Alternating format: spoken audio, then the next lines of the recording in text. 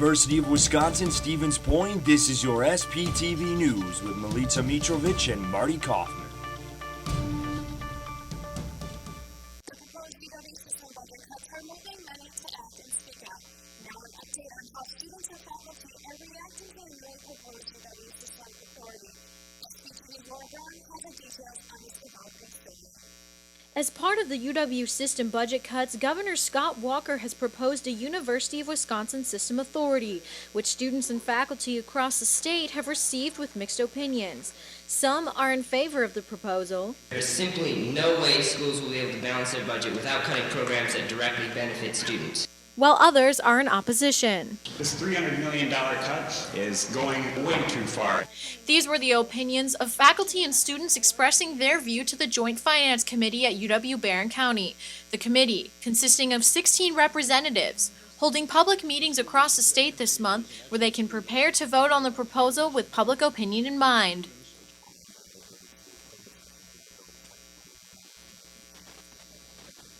Under the current proposal, more control over monetary decisions such as tenure, student payroll, and tuition will be given to the Board of Regents, a board which is separate from the state and controls every aspect of public education.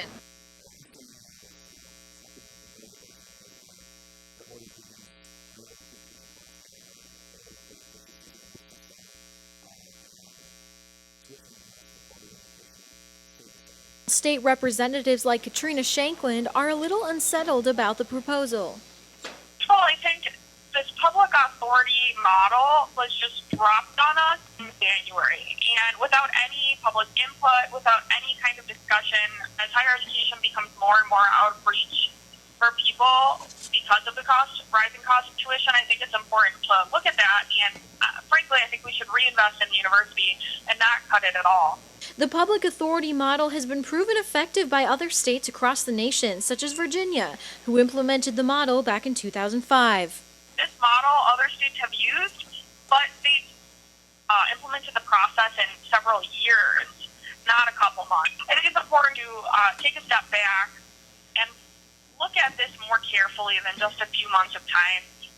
Frankly, I don't think there's enough research about the success of this model for us to move forward, and I would prefer that this proposal be taken out of the budget completely.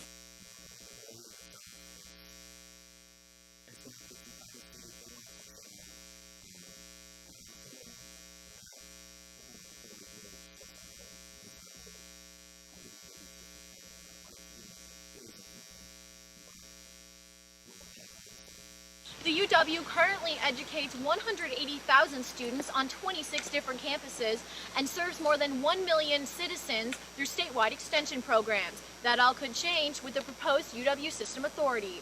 For UWSP News Team, I'm Laura Braun.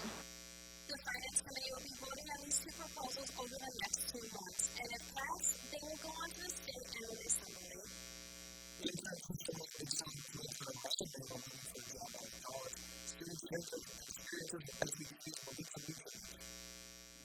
Melissa Miller, a sophomore who is majoring in biology and minoring in chemistry, tells SPTV her experiences with an internship that she has been involved in since she was a senior in high school. Dental office in my hometown. It started out as my senior year, doing an internship for credit, and so I missed half the school day. And I think it really helped out by letting me realize what an actual job is like, how to act in a professional atmosphere, how to be more responsible, more adult. It's different than having a waitressing job in the summer. Internships are perfect for students to gain hands-on experiences with techniques you would not receive from a textbook or in-class lectures. The Career Services Office is a great place to start looking for internships in a field that interests you. It is located in the Student Services Building in room 201. This has been Milica Mitrovic with SBTV News.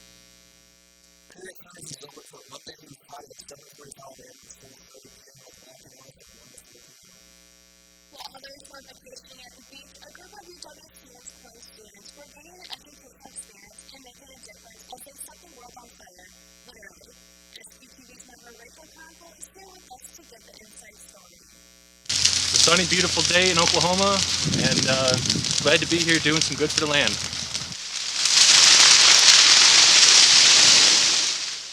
16 UWSP students from the College of Natural Resources traveled to Oklahoma to participate in a Natural Resources Fire Experience class during their spring break.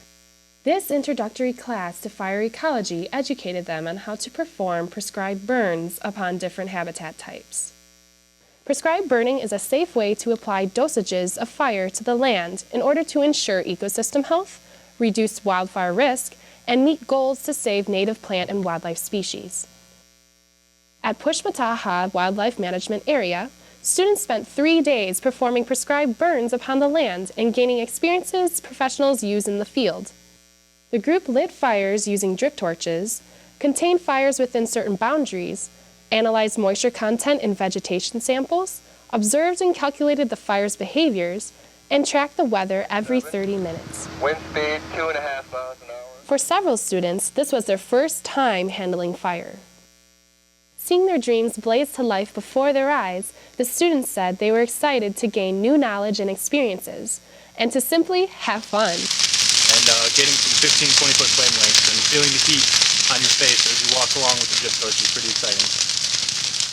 Ron Masters, an associate professor of wildland fire science at UWSP and the class's instructor, said he loved seeing the students grow and helping them understand that it is possible for them to make a difference. Masters' greatest joy was watching the students become a cohesive group of individuals who possess a team spirit like you wouldn't believe. This has been Rachel Conkle with SPTV News. If you'd like to gain similar experiences with fire or become involved, check out UWSP Fire Crew Student Organization's website for more information.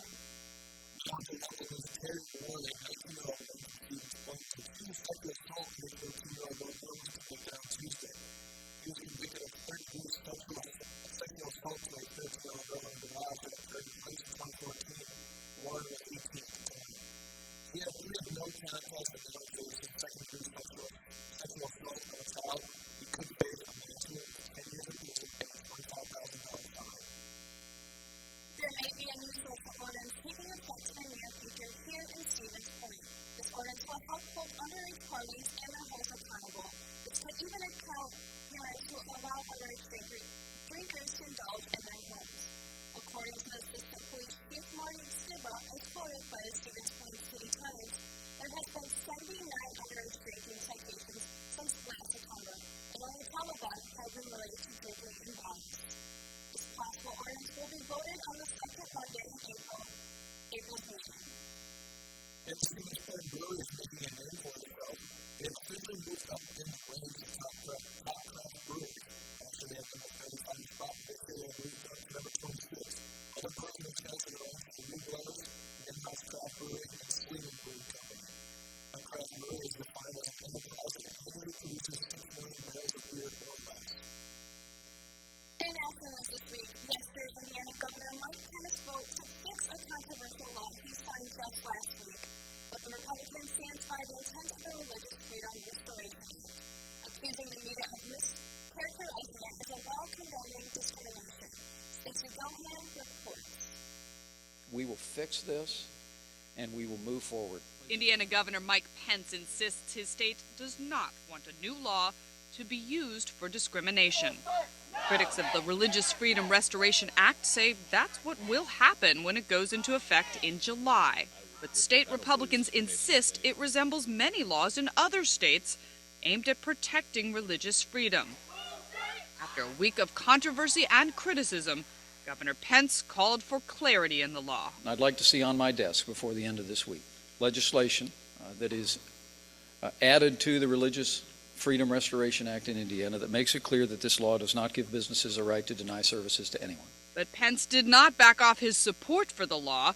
He insists the firestorm is due to misinformation. We've got a perception problem here because some people have a different view. The timing just happens to coincide with the start of the NCAA Final Four in Indianapolis. The NCAA is one of many businesses that have condemned the new law, even threatening to move future events from Indiana.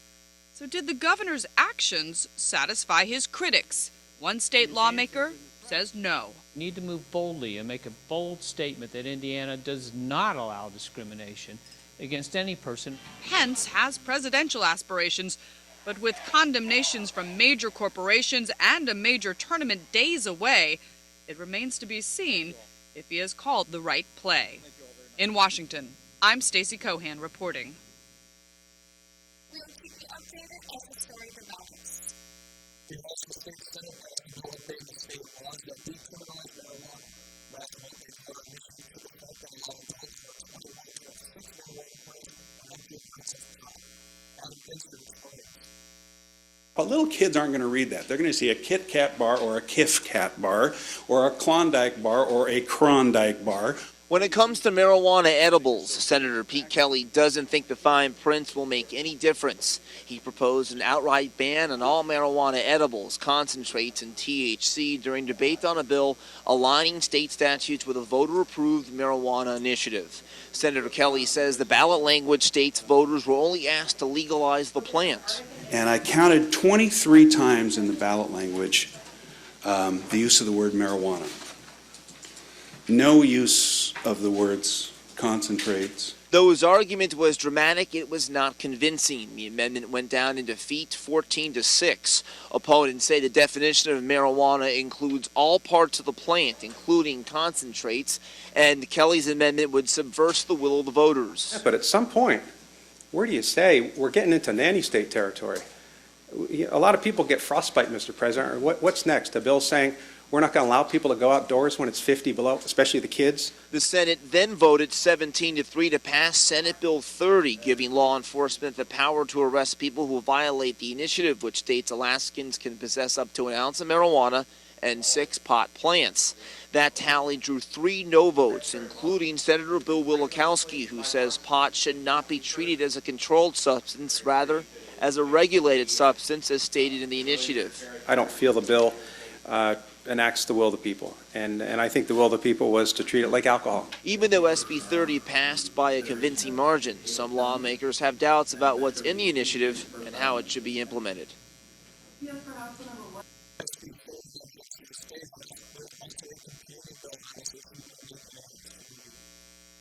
German newspaper has published the details about what was on the Cockpit voice recorder during the crash of German Wings Flight 9525.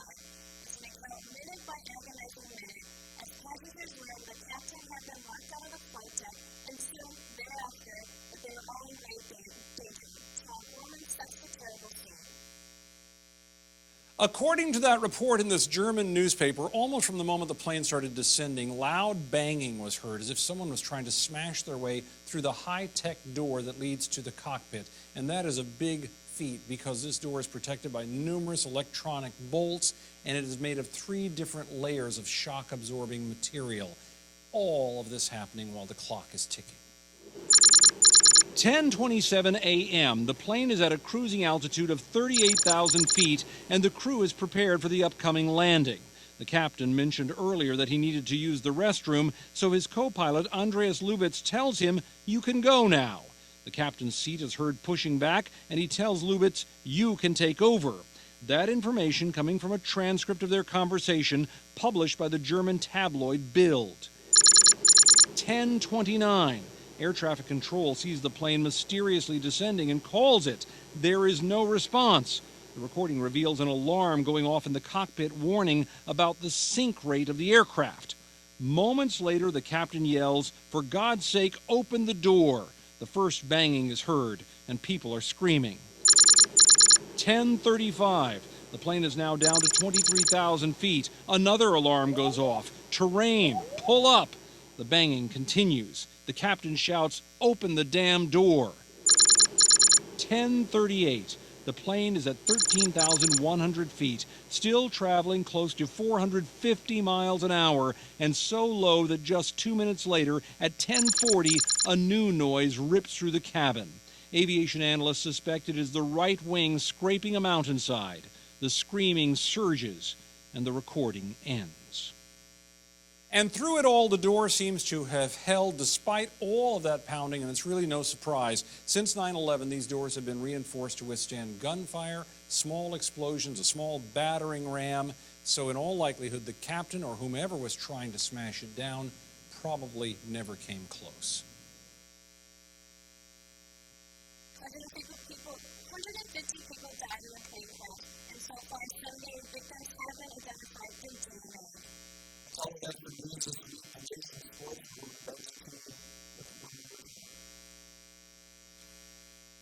Having trouble getting that first date? Ever wonder if soulmates are real? All your burning love questions can now be answered on SPTV's newest show, The Love Doctor. Join the Love Doctor herself, Michaela Hilgard, as she diagnoses UW Stevens Point's love problems. Whether it's an epidemic of shyness or a case of mixed signals, the Love Doctor is here with the cure.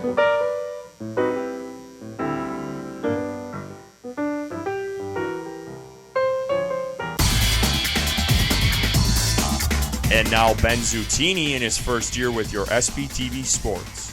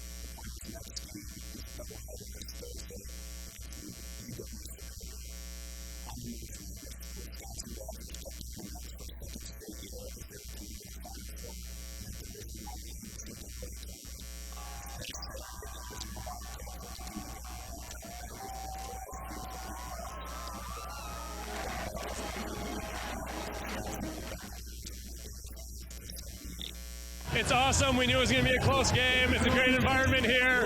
It's amazing. We're going 2 years in a row. Not a lot of teams can say that.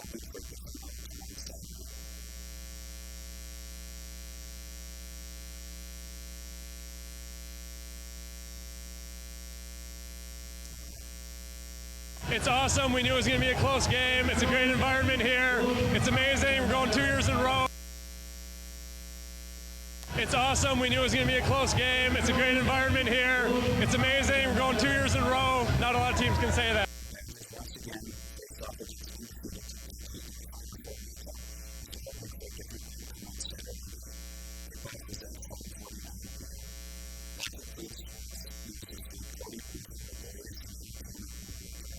I'm Curtis Round, this is Adam Yurkovsky and Justin Pomplin.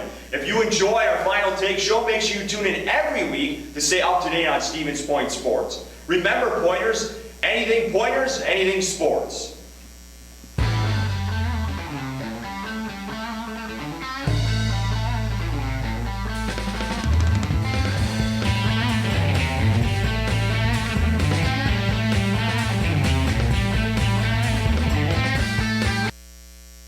Hi, I'm Laura Braun, the General Manager at SPTV. I'm a Stevens Point native and want to make sure that we're providing you with the best local coverage of all the news, sports, and entertainment as we possibly can. If you have any questions or comments about our organization, feel free to email us or stop by our offices. We're located in the Communication Arts Center at the University of Wisconsin-Stevens Point and can't wait to meet you, because today we can make media together.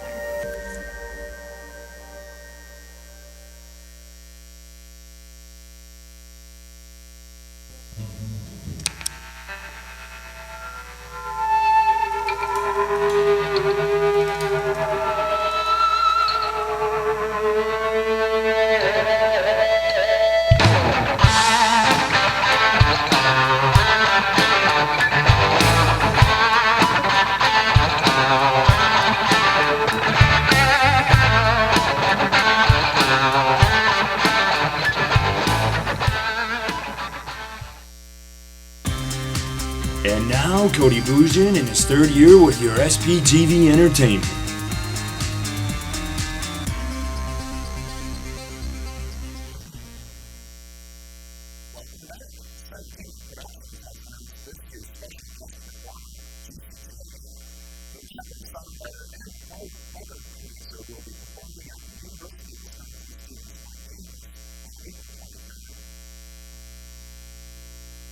University of Stevens Point students can expect some excitement from Centertainment as they announce big names into their concert lineup. We're bringing in Juicy J on April 23rd. The show begins at 7:30. Tickets are $30 plus service fee at the University Information and Ticket Desk. It's here in the Quant Fieldhouse. We're really excited about it because we're bringing in Juicy J as well as Alex Wiley. He's the opening act. He's out of Chicago. And he's pretty up and coming, I would say, and he's really, really great. And we just announced that, so we're really excited about that too. Past Centertainment features have included last year's performance by the American Authors. Centertainment's public relations coordinator, Allison Kelly, also shares with us an opportunity for students to share their talent and win a chance to see the concert for free. So we're launching this on Monday, and they have until April 9th to submit their videos. And basically we're just asking, really, I mean, anybody could do it just for fun. It's just a freestyle rap contest, and they send their video to cp@uwsp.edu, and then the winners will be announced, and they will win 2 free tickets to Juicy J. So we're pretty excited about it. It's something fun and something different, so yeah, we're really excited about it. This is Erica Larson for SPTV News.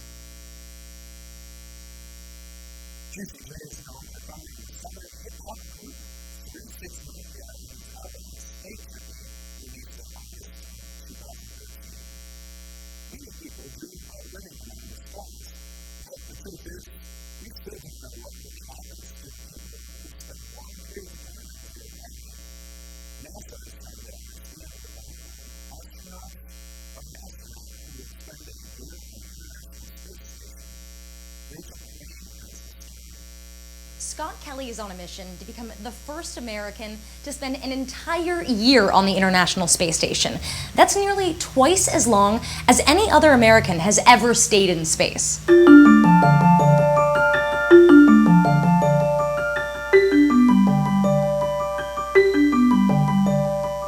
Kelly will spend 12 months orbiting the Earth, and besides just being away from his family for a year, Kelly will also be away from something we all take for granted: gravity, and that will have a profound impact on his body. Kelly will take part in a bunch of studies to find out how low gravity impacts his eyes, his heart, his bones, even his brain. About a third of American astronauts have developed vision problems. It may be because without gravity, bodily fluids float up to their heads, causing structural changes in their eyes. But that theory has never been fully tested. NASA scientists have documented cardiac arrhythmias and decreases in heart function in spaceflight. Spend a long time off the planet, and your bones thin. This puts astronauts at a greater risk for broken bones and osteoporosis. How does being confined on a space station for long periods of time affect your thoughts and your behavior? NASA says knowing this is crucial if we're ever going to Mars or deep space. But how will we know if being in space is the cause of Kelly's body changes? NASA has the perfect specimen to compare him to: his twin brother, retired astronaut Mark Kelly.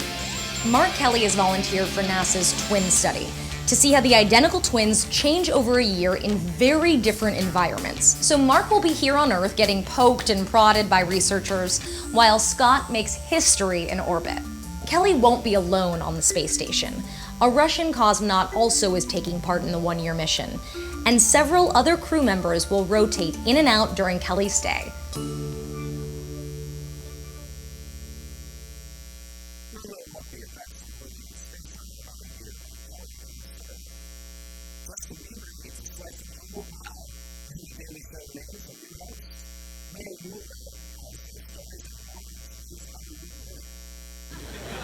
You are the King Joffrey of pop. Baby, baby, baby. Justin Bieber faced the music at his celebrity roast, which aired Monday night on Comedy Central. Kevin Hart was the roast master.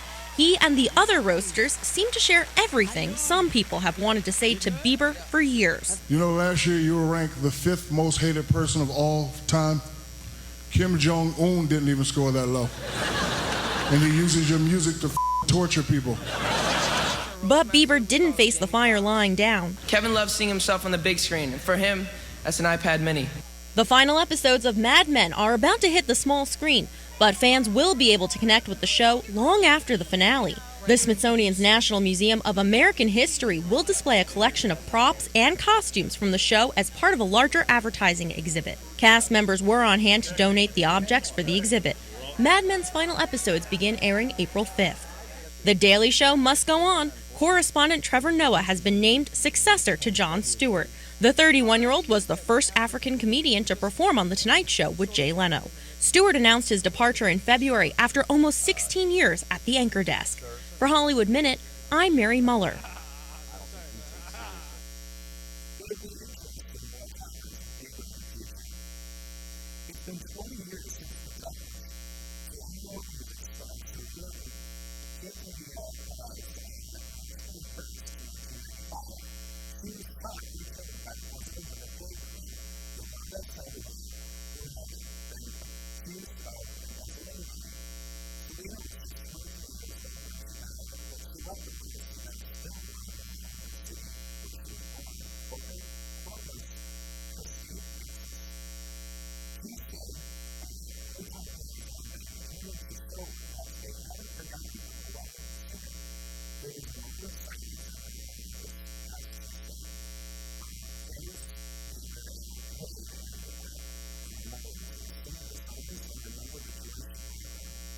Nuestro amor cada año por 20 años.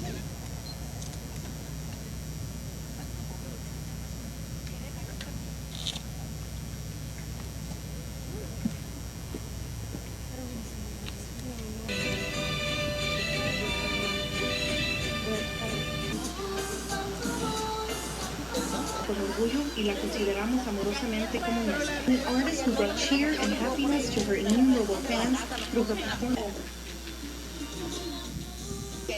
Siempre abrazaba a Selena con orgullo y la...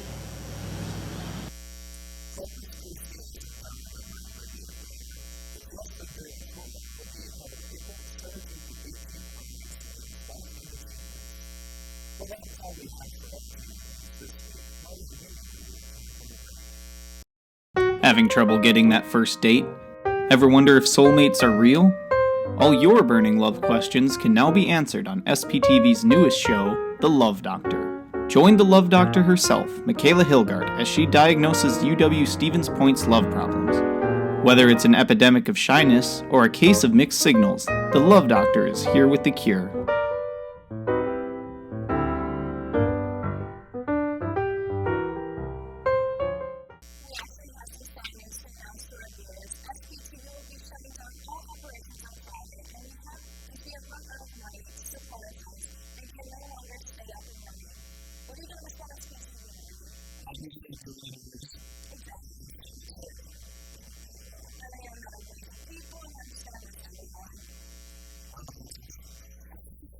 April Fools, everyone. We'll be bringing you more candles from local events on Cockpit next week in our April 8th edition of SPTV News.